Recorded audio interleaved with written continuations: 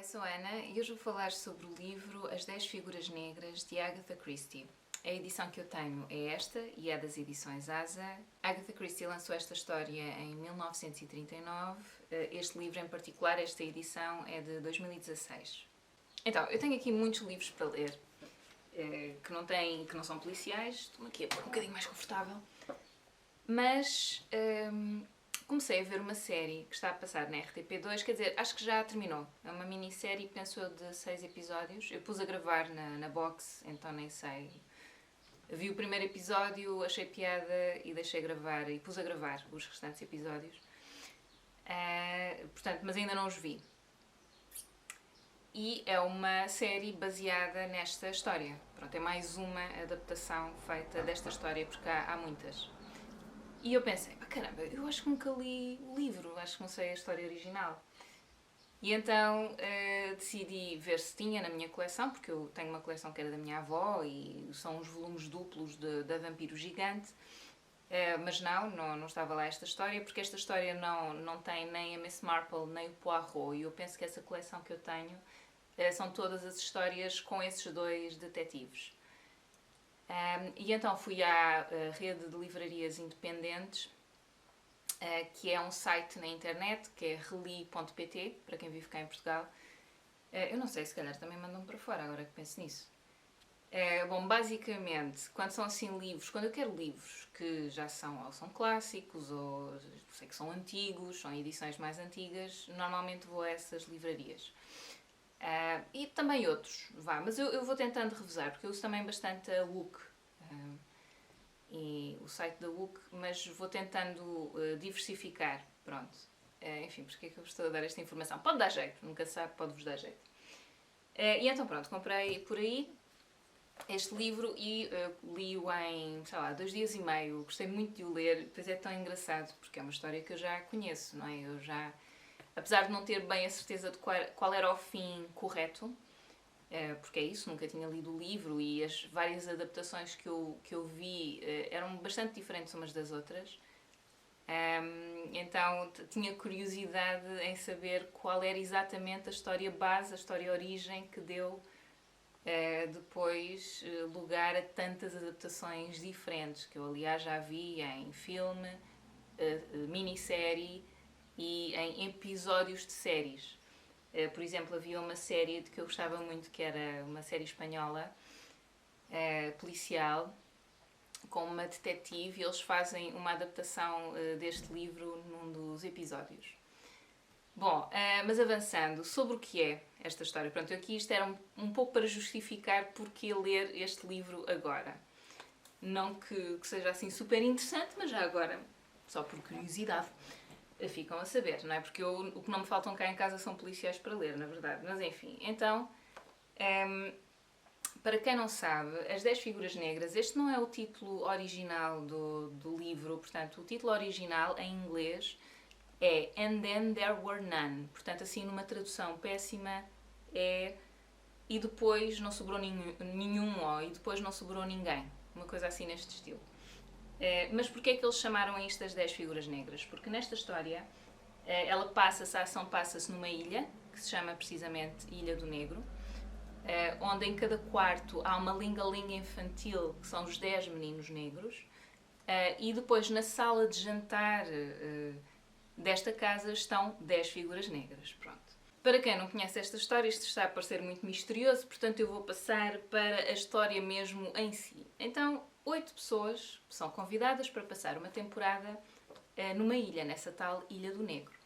Elas não se conhecem umas às outras, elas acabam por se encontrar no porto de uma localidade que existe, que é Sticklehaven, se não me engano, é isso, no Devon,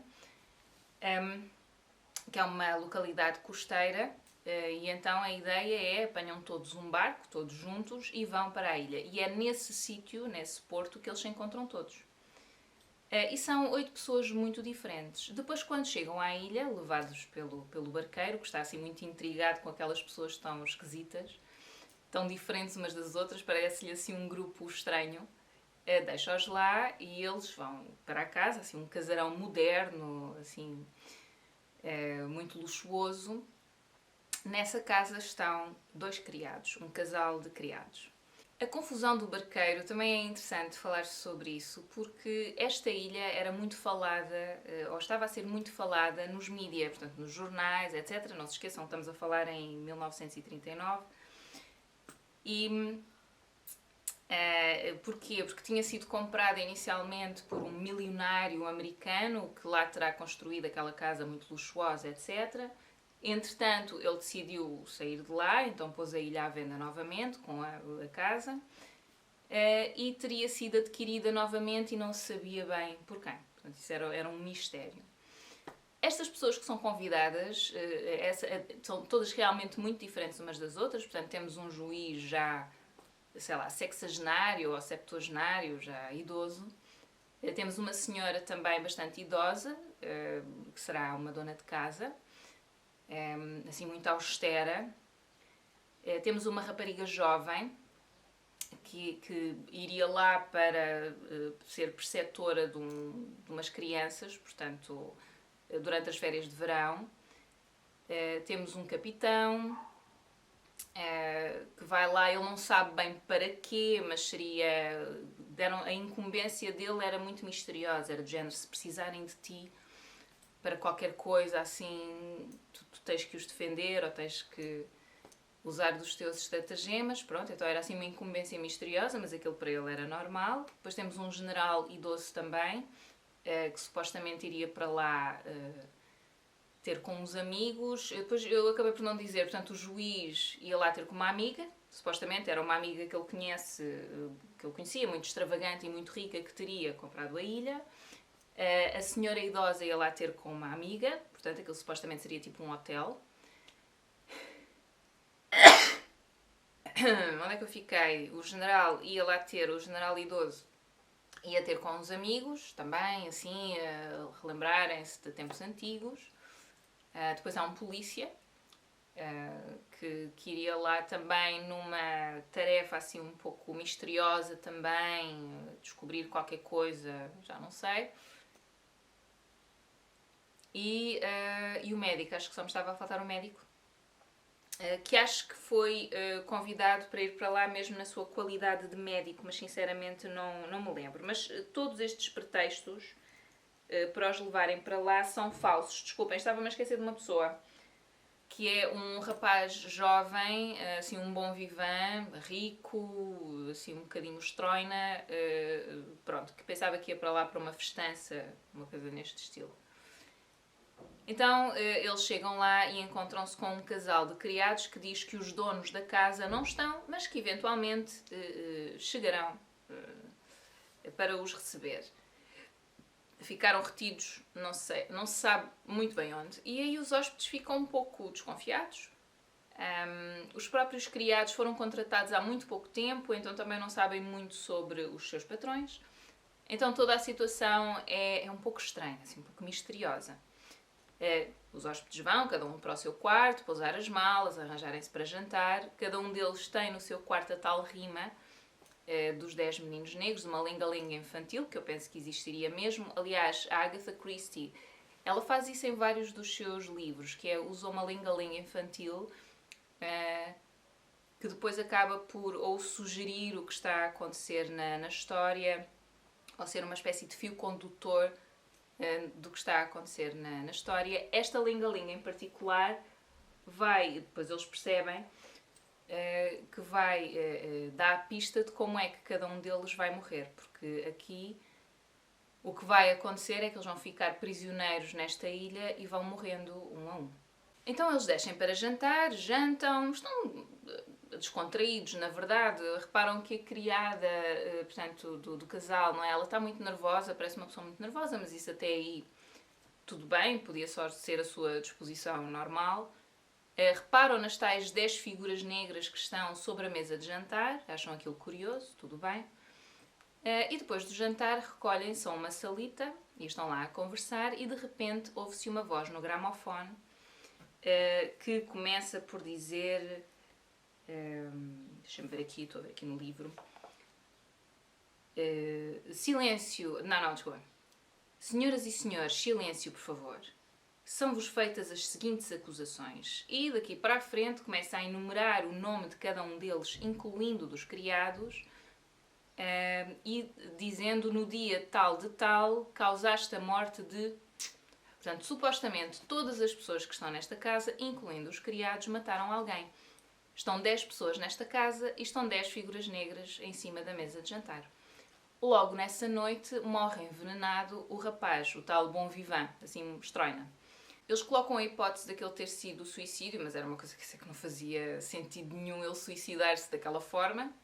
Primeiro, e segundo, por aquilo que ele já tinha evidenciado da sua maneira de ser, quer dizer, aquilo não fazia sentido nenhum, ele estava assim um bocado divertido, então não fazia grande sentido. E depois, por outro lado, desaparece uma das figuras negras que estavam em cima da mesa de jantar. E é isto que vai acontecendo recorrentemente. De cada vez que morre alguém, desaparece uma das figuras negras que está em cima da mesa, até sobrar uma, que eventualmente irá desaparecer também. Eles ficam... logo depois, eu aqui adiantei-me um bocadinho, portanto, antes deste Bon Vivant morrer envenenado, eles, depois de ouvirem esta voz misteriosa a acusá-los de determinados crimes, ficam, no geral, todos muito na defensiva. Não, que disparate, blasfémias, isto é tudo mentira, como é que se atrevem, quem é que falou, onde é que... E percebem que a voz veio de um gramofone, que uma das incumbências que os criados tinham era colocar o gramofone a tocar naquela hora X, sendo que os criados nunca se encontraram com os patrões, portanto eles nunca os viram, foram contratados e foram para ali, pronto. E depois, por outro lado, também nenhum dos convidados cruzou informação, não é? Alguns que foram convidados por pessoas que existem acharam que não valia a pena confirmar, porque alguns dos convites eram assim um pouco estranhos, não sei, mas nesta altura eu diria que era muito mais complicado procurar informação ou cruzar informação, diria eu, e contactar. O próprio contacto em si seria bem mais complicado do que é agora, não é? Então é isso, eles ficam todos muito na defensiva, há um que diz, por exemplo, o juiz que foi acusado de influenciar o júri para condenar à morte um réu. Ele diz que já não sei o que é que ele diz, mas ele até se justifica muito bem nesse caso, mas parecem tudo um bocadinho de desculpas esfarrapadas. Muitos deles ficam calados e nem sequer falam no assunto, não dizem nada. Acho que esse tal rapaz que entretanto morre, ele era acusado de atropelar 2 crianças, ele também se defende, mas percebe-se que ele é culpado claramente, é um irresponsável, bom, basicamente, que andava a altas velocidades com o seu bólide topo de gama e apanhou 2 crianças pelo caminho. E depois há só um deles, que é o capitão Lombard, que é assim um homem novo, relativamente novo, que admite. Portanto, ele é acusado de ter morto 21 pessoas de uma tribo na África Oriental e ele diz que sim. Era o que tinha que fazer e era sua incumbências. Não sei, mas aquilo para ele não é assim uma grande questão. Enfim, dá para ver o tipo de pessoa que era, mas na verdade é o único que é honesto, enfim, no meio daquilo tudo. Portanto, nós ficamos logo com a sensação de que realmente isto é gente culpada, não é? Ficamos com essa sensação que esta forma de se defenderem, isto denota aqui algum sentido de culpabilidade. De culpa. Estou aqui a complicar. Mas, por outro lado, eu não tenho bem a certeza se eu fiquei com essa sensação ao ler o livro porque já sabia que eles eram culpados, ou se realmente foi uma sensação que veio só do livro sem estar sugestionada por tudo aquilo que eu já vi e todas as adaptações que eu já vi, enfim, mas acho que será uma mistura das duas coisas, na verdade. E então, começando com a morte desse rapaz, durante a noite morre outra personagem e daqui para a frente morre entre 1 a 2 pessoas por dia. Eles estão isolados na ilha, logo no dia seguinte, se não me engano, começa uma tempestade e quando era assim os barcos não podiam fazer a travessia de um lado ao outro. Eles depois também desconfiam que a mesma pessoa que comprou a casa terá dito ao tal barqueiro que faria a travessia, com provisões, com alguma coisa que eles precisassem, para os levar ao continente, se eles precisassem também. Teria Portanto, que quem comprou a ilha teria deixado instruções a esse barqueiro a dizer: não quero que vá à ilha, se vir alguns sinais ou alguma coisa, não ligue. Enfim, portanto, havia também essa suspeição. Eles, quando as pessoas começaram a morrer, eles primeiro colocaram a hipótese de ser alguém que estava na ilha com eles, mas depois de várias buscas à ilha e à casa, chegaram à conclusão que tinha que ser um deles. E quando chegaram a esta conclusão, o clima de suspeição e de desconfiança tomou-se umas proporções enormes. Eles depois tinham muito medo uns dos outros, criaram-se assim pequeninos grupos, pequeninas alianças entre os hóspedes, como é natural. Só que depois a suspeição saltava de uma pessoa para outra com muita rapidez, o que denotava o estado de pânico em que eles estavam nesta situação. E não conseguiam evitar que as pessoas fossem mortas. E estavam a ser mortas segundo aquela linga-linga que estava no quarto de cada um. Portanto, porque a linga-linga diz: 10 meninos negros foram ao jantar, um engasgou-se e sobraram 9. Portanto, engasgou-se, morreu envenenado, neste caso. 9 meninos negros deitaram-se muito tarde, um dormiu demais e sobraram 8. Ou seja, outro morreu durante o sono. E depois vai por aqui afora, até ao último. Um menino negro ficou completamente só, foi e enforcou-se e não sobrou nenhum. Então a ideia é que cada um deles irá morrer da forma que está referenciado na lenga-lenga. Eu achei este livro, o livro é impressionante, assim, a própria história é impressionante. Nós temos um justiceiro, alguém que acha que se justifica matar pessoas por saber que elas mataram outras pessoas. Portanto, estas pessoas que mataram não foram descobertas por vários motivos, ou porque foi um crime de negligência, um crime de inação, um crime de manipulação, mas que levaram à morte de alguém. E é por vários motivos cada uma destas mortes. Depois nós ficamos a saber que o assassino, o justiceiro, está a matar as pessoas pela ordem que ele acha que cada crime, do crime que ele acha que foi o menos grave até aquele que ele acha que foi mais grave. Portanto, ele faz e manipula as coisas de forma a que aquela pessoa que cometeu o crime mais hediondo fique para o fim. Eu achei um livro muito impressionante. É uma espécie quase de romance gótico. É uma coisa assim um bocadinho já ali a roçar o terror. E a Agatha Christie, ela tinha muito jeito para isso. Ela cria estas atmosferas em alguns dos livros que escreve. Há um outro livro que é A Casa Torta, que também tem muito esta atmosfera. Eu penso que A Casa Torta também não tem nem o Poirot nem a Miss Marple, mas não tenho a certeza absoluta. Mas é um livro também muito impressionante.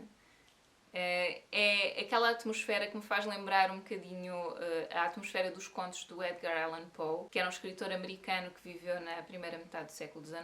Portanto, aquele romance gótico assim, escuro, opressivo. E neste caso, nós estamos numa casa, e ela também escreve isso no livro, que é muito bonita, que é muito luminosa, luxuosa, e estão a acontecer estas coisas horríveis do reino do terror, porque depois, consoante cada pessoa vai morrendo, vai sendo colocada no seu quarto.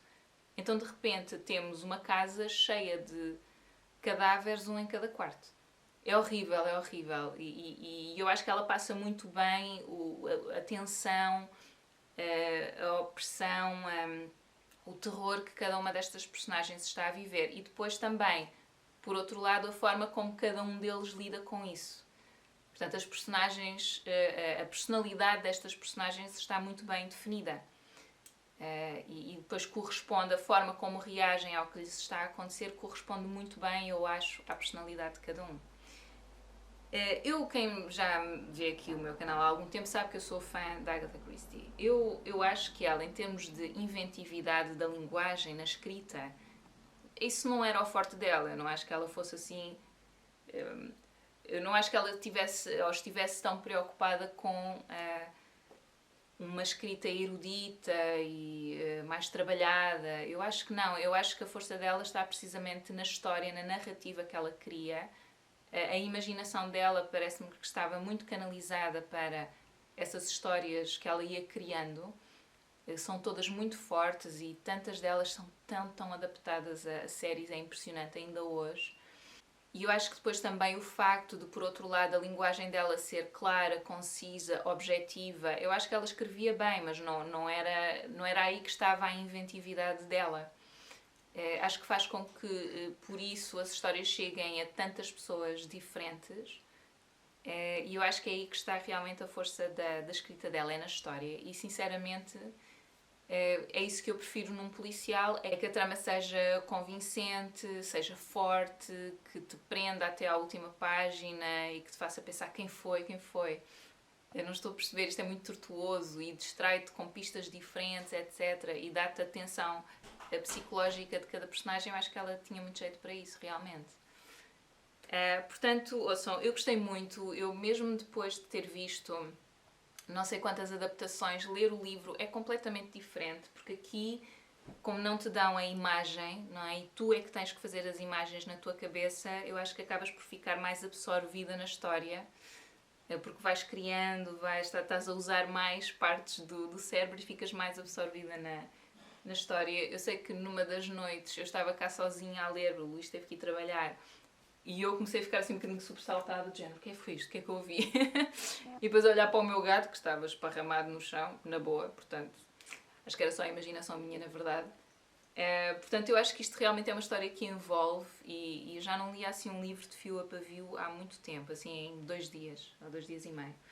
Há muito tempo. Portanto, eu aconselho, acho que para quem gosta do género, suspense, um pouco de terror também, acho que vale a pena ler. Acho que é um livro um pouco impressionante, o senhor que está aqui a passar por cima de mim, mas nem apareceu. Bom, portanto, aconselho para quem gosta do género.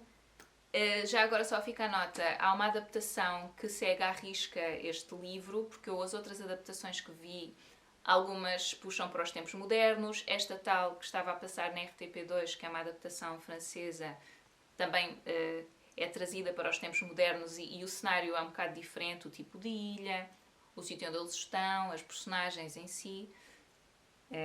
Eles mantêm algumas coisas, tipo está lá uma médica, mas depois está lá um guru, então tem assim umas cenas diferentes, portanto está diferente. Mas há uma adaptação que segue a época, as personagens e o fim, que é muito impressionante, que é uma adaptação de 2015 e eu vou deixar o link lá em baixo. Eu já tinha visto uma adaptação antes, pai, dos anos 50, era a preto e branco, que tem assim um fim de licor-doce. Eles alteram o fim para não ser tão impressionante, e depois quando vi esta de 2015 fiquei impressionada. E nessa altura ainda não tinha lido o livro. Mas houve qualquer coisa que me disse, isto deve ser assim que o livro acaba. E é. Portanto, essa série realmente segue à risca e tem interpretações, tem muito bons atores, pronto. Mas eu, nesse caso, aconselho que leiam primeiro o livro e depois vejam a série. Pronto, é isso. Vou parar por aqui. Espero que vocês tenham a oportunidade de ler. Eu ia-vos pedir sugestões de livros, mas não preciso, porque tenho aqui muitos livros para ler. Este aqui eu até meti, assim, pelo meio de outros livros que estou a ler e que está a ser difícil terminar. É sempre a mesma conversa, mas pronto. Espero que tenham gostado desta apreciação. Espero que vocês estejam todos bem, que se estejam a cuidar e pronto, vamos falando e até à próxima. Tchau, tchau.